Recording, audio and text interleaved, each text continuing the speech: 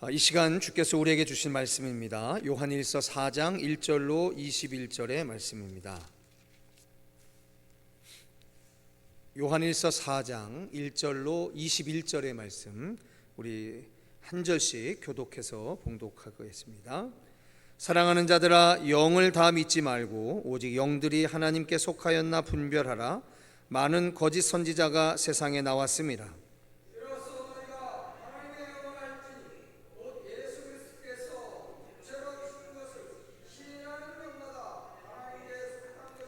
예수를 시인하지 아니하는 영마다 하나님께 속한 것이 아니니 이것이 곧 적그리스도의 영이니라. 오리라 한 말을 너희가 들었거니와 지금 벌써 세상에 있느니라.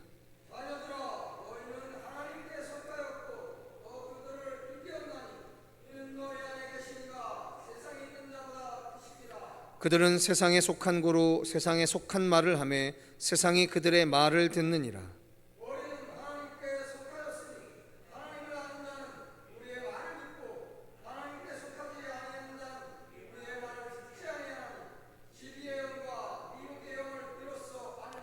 사랑하는 자들아, 우리가 서로 사랑하자. 사랑은 하나님께 속한 것이니 사랑하는 자마다 하나님으로부터 나서 하나님을 알고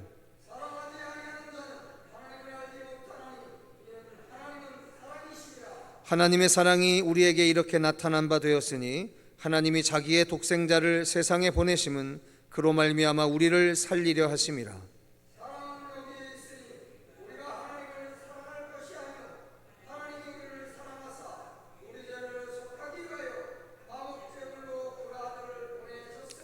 사랑하는 자들아, 하나님이 이같이 우리를 사랑하셨은즉 우리도 서로 사랑하는 것이 마땅하도다.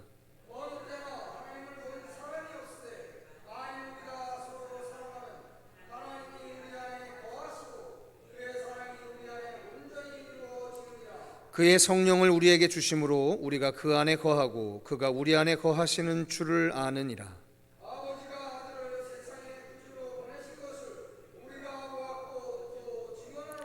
누구든지 예수를 하나님의 아들이라 시인하면 하나님이 그의 안에 거하시고 그도 하나님 안에 거하느니라.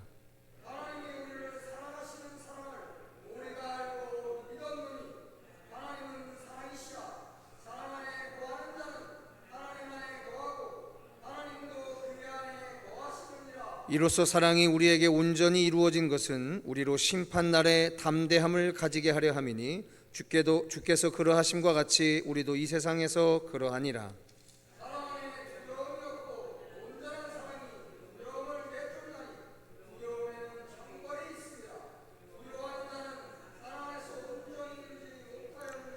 우리가 사랑함은 그가 먼저 우리를 사랑하셨습니다.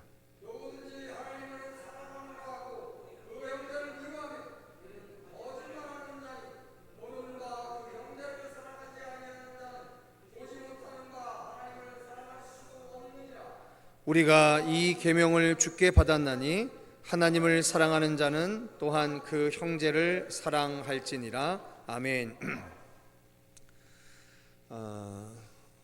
신약 성경의 후반기에 기록되어지고 후반기에 기록되어졌다라고 이야기할 수는 없으나 우리가 읽고 있는 성서의 후반부를 차지하고 있는 여러 가지의 서신서들은 공통적으로 하나의 그 적대 세력들을 마주하고 싸웠던 사람들입니다. 그 적대 세력들이 바로 누구냐면 영지주의자들이라고 하는 사람들입니다. 어제도 잠깐 말씀드렸지만 많은 성서학자들이 이 영지주의가 뭐냐라고 하는 이야기들을 많이 이야기해내지만 참 어려운 이야기입니다.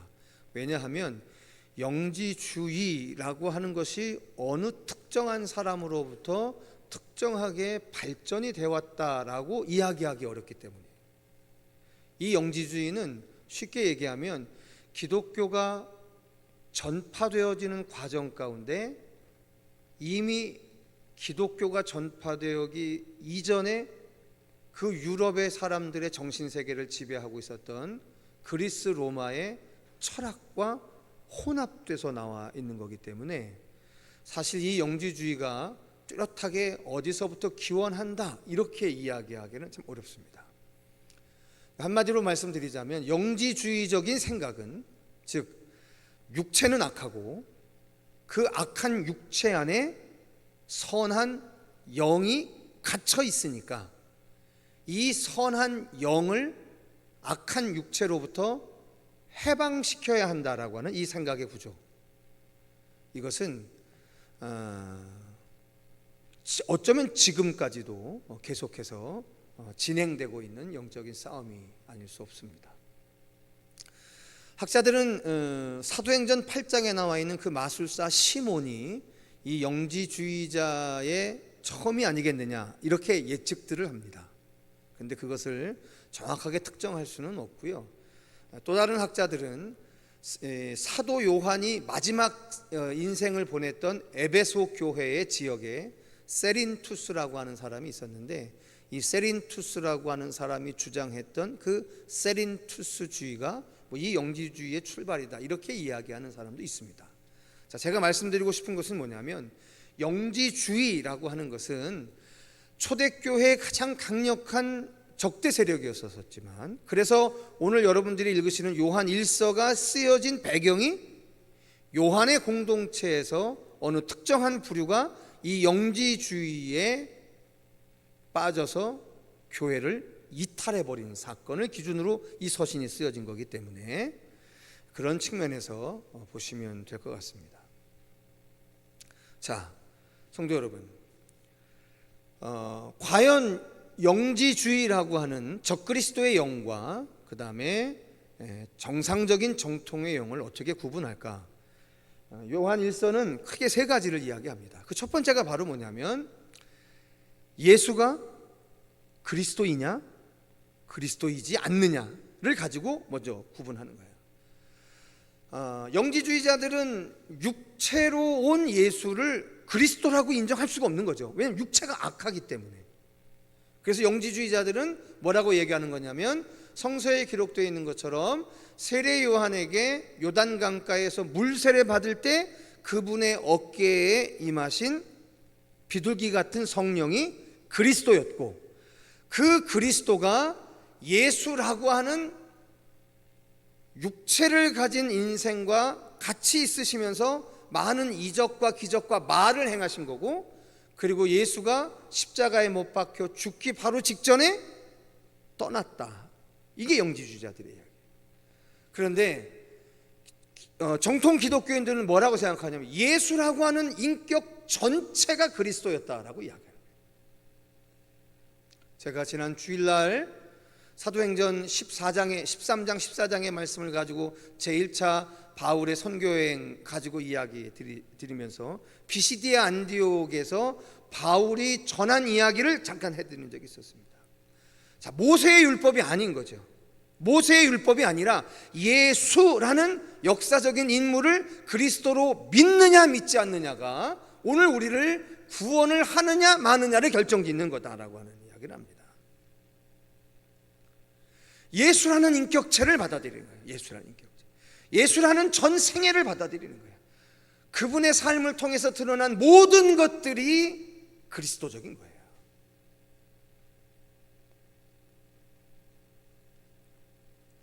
두 번째는 바로 뭐냐면, 우리가 형제를 사랑하느냐 사랑하지 못하느냐에 대한, 그리고 그 형제를 사랑하느냐 사랑하지 못하느냐를 현실적으로 어떻게 드러내느냐? 가난한 형제를 위해서 물질로 구체적으로 섬기느냐 섬기지 않느냐를 가지고, 이 세 가지를 가지고 정통과 이단을 구분했다라고 합니다. 자, 그러면서 이런 얘기를 합니다. 도대체 우리가 어떻게 형제를 사랑하느냐에 대한 이야기, 우리가 어떻게 형제를 사랑하느냐, 그리고 그 근거를 오늘 4장에서 아주 뚜렷하게 밝혀주고 있는 거죠. 우리 10절의 말씀 같이 한번 읽어보시겠습니다. 10절입니다. 시작. 사랑은 여기 있으니 우리가 하나님을 사랑한 것이 아니요 하나님이 우리를 사랑하사 우리 죄를 속하기 위하여 화목제물로 그 아들을 보내셨음이라. 아멘. 자, 성도 여러분, 우리가 사랑이라고 하는 하나님적인 속성을 어떻게 알게 되었느냐?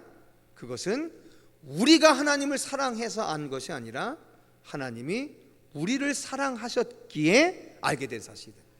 근데 그 하나님의 사랑이 어떻게 확증되어졌느냐? 아무 죄 없는 당신의 아들을 이 땅에 보내셔서 우리의 모든 죄를 짊어지고 십자가에 못 박혀 죽게 하셨다라고. 즉 죽기까지 우리를 사랑하신 그 사랑으로 말미암아 하나님이 우리를 사랑하시는 사랑을 확증했다라고요. 그래서 우리가 매주 대예배 때 대표 기도가 끝나고 난 후에 제가 사죄의 선언을 하는 것이 그거잖아요, 그죠? 사죄의 선언의 내용이 바로 그거 아닙니까? 하나님이 우리를 사랑하신 사랑이 예수 그리스도 안에서 확증되어서 우리는 예수 안에서 용서함을 받았습니다라고 선언하는, 그게 사죄의 확신이라. 이 사죄의 확신이 여러분 우리 교회에서 이루어지고 있고, 그리고 이 흔적들이 지금 부교인 가톨릭에서는 미사 때 사용이 됩니다. 근데 개신교가 이 사죄의 확신을 사실은 예배 순서에서 대부분 빼놓죠. 근데 예전에 초대교회는 항상 이 사죄의 확신을 목회자가 선언함으로 예배를 시작을 합니다. 왜냐하면 사죄받지 않은 죄인들이 여기서 하나님을 예배할 방법이 없으니까요. 용서받았다라고 하는 확신이 없는데 어떻게 하나님의 영광 앞에서 예배할 수 있느냐는 거죠. 그래서 그 사죄의 확신은 단순한 립 서비스가 아니라 오늘 우리의 진짜 존재를 매주 단위로 예배 전에 확인하는 거예요. 이게 그렇게 중요한 거예요. 자, 이 확인하는 것이 왜 이렇게 중요한 거냐? 거기에서 능력이 나타나기 때문에 그런 겁니다. 자, 그러면 우리가 도대체 어떻게 형제를 사랑하느냐? 어제 그런 말씀 드렸습니다. 하나님이 우리를 사랑하셨다는 건 알겠어요. 그런데 그 사랑을 가지고 우리가 형제를 꼭 사랑할 수 있는 거냐라고 우리는 되물을 수 있다라고 하는 겁니다. 그렇지 않습니까? 그런데 우리가 그것이 가능한 이유도 어제와 오늘 또 반복을 합니다. 사도 요한이.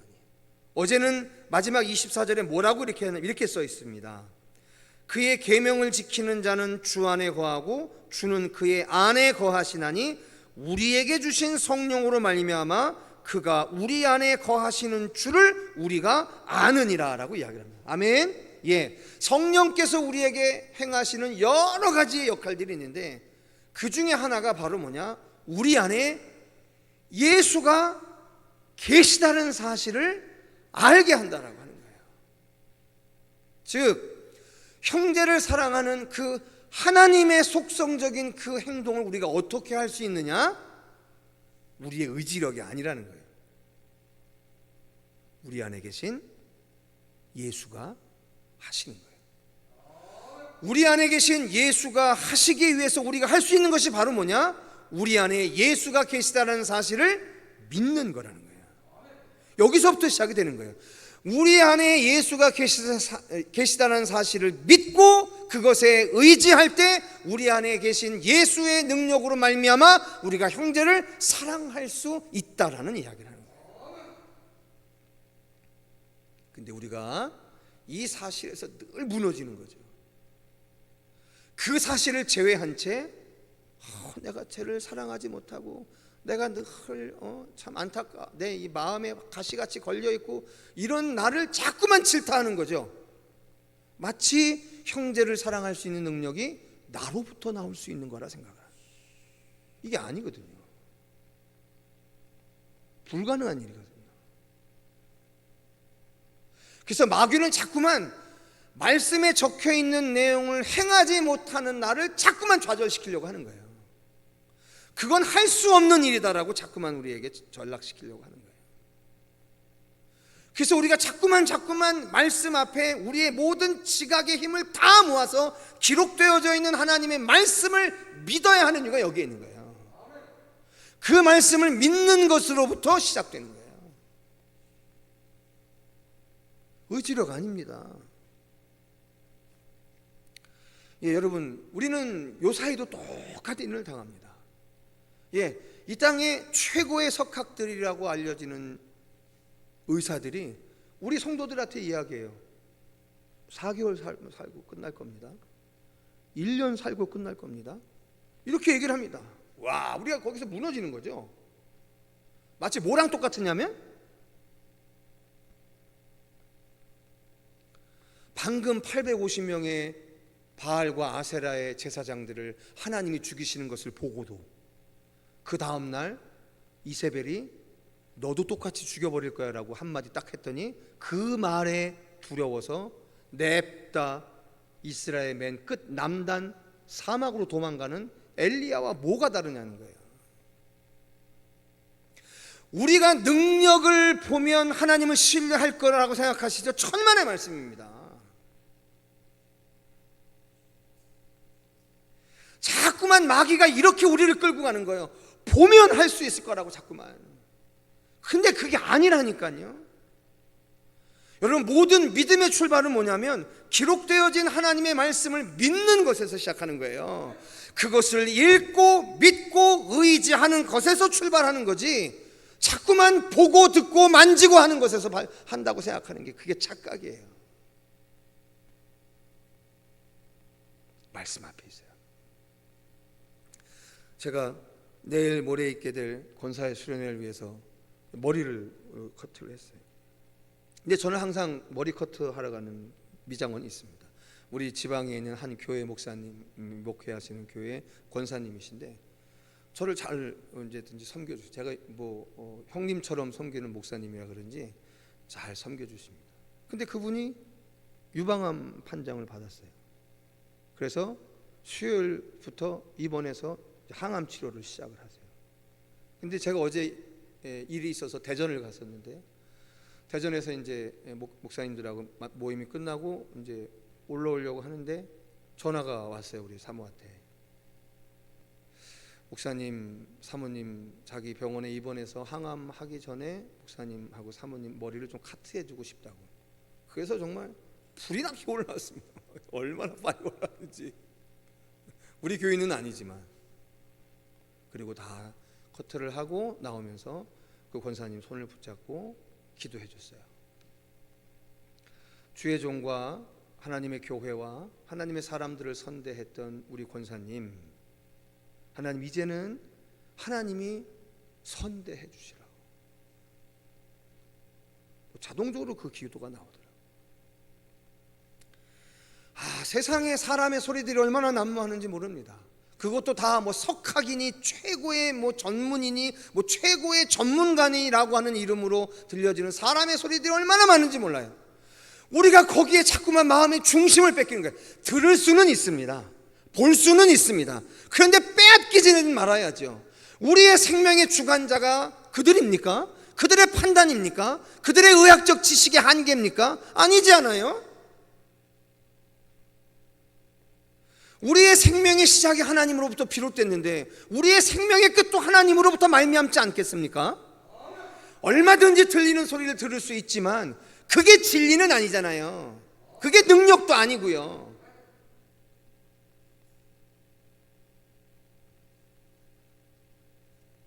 그래서 이야기합니다. 형제를 사랑하는 것. 형제를 사랑하지 못하고 보이지 않는 하나님을 어떻게 사랑할 수 있냐고. 그래서 이제 사도 요한적인 생각으로 놓고 보면 부활 승천하신 예수 그리스도를 위에 두고 우리가 이 땅에서 주님 오시는 그날까지 할 수 있는 유일한 행위는 뭐냐면 보이는 형제를 사랑하는 거야. 사랑하지 못하게 하는 수많은 일들이 생깁니다. 사랑하기에는 너무 의심스럽고 궁금스러운 의심의 일들이 수도 없이 일어납니다. 그런데 믿음은 뭐냐면 그 모든 것들을 다 물리쳐내고 사랑해내는 것이 믿음인 거죠. 거기에서 실패하면 교회는 끝장나는 겁니다. 그런데 거기에서 승리하면 죄송해요 여러분, 이런 건물 필요 없습니다. 땅바닥에 거죽대기 깔아놓고 앉아도 그게 교회가 되는 거예요. 부디 우리 청계열린 교회와 청계열린 교회 이름으로 그루터기처럼 남겨놓은 우리 성도들의 삶, 그 삶이 있는 가정, 교회, 지역, 그리고 세대 위에 형제를 사랑하는 이 거룩한 종말론적인 권면과 그 성취가 주님 오시는 그날의 일까지 절대로 실패하지 않는 것으로 승리하실 수 있기를 주님의 이름으로 축복합니다.